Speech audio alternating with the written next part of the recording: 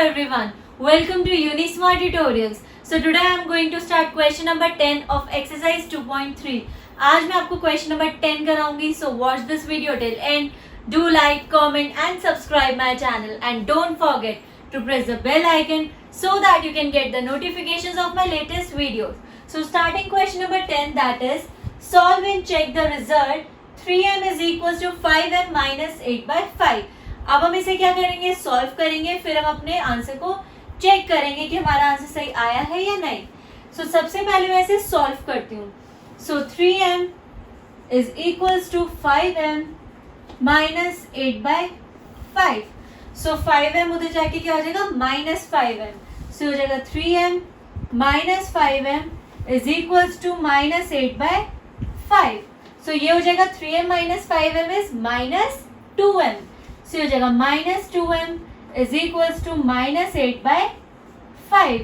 सो ये माइनस से माइनस तो हो गया हमारा कट. सो m के साथ 2 क्या है, मल्टीप्लाई में जब ये शिफ्ट होगा सो ये हो जाएगा डिवाइड. सो ये हो जाएगा 8 डिवाइडेड बाय 5 मल्टीप्लाई हम 2 लिख सकते हैं, नीचे आ गए. सो 2 1 2 4 8. सो हो गया m की वैल्यू 4 बाय 5. अब हम अपनी m की वैल्यू को चेक करेंगे कि ये सही आई है या नहीं.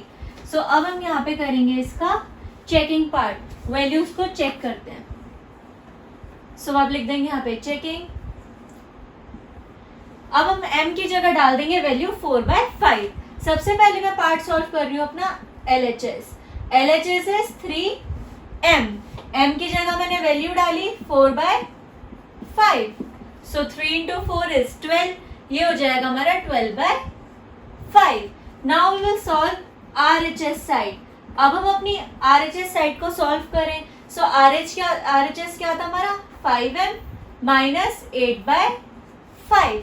सो हमने m की जगह वैल्यू डाली, that is 4 by 5 minus 8 by 5. 5 4 20.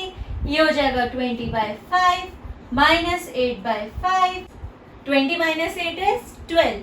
सो ये हो जाएगा 12 डिवाइडेड बाय 5. अब आप देख सकते हो LHS हमारा RHS के इक्वल आ गया है. So LHS is equal to RHS. अभी हमारा इक्वल आ गया. सो हमें पता चल गया हमारी m की वैल्यू 4 बाय 5 सही आई है. I hope this question is now clear. ये क्वेश्चन आपको अच्छे से क्लियर हो गया है. And if there is any doubt in any of the question of exercise 2.3, so do comment in my comment box. So do like, comment and subscribe my channel. And don't forget to press the bell icon so that you can get the notifications of my latest videos.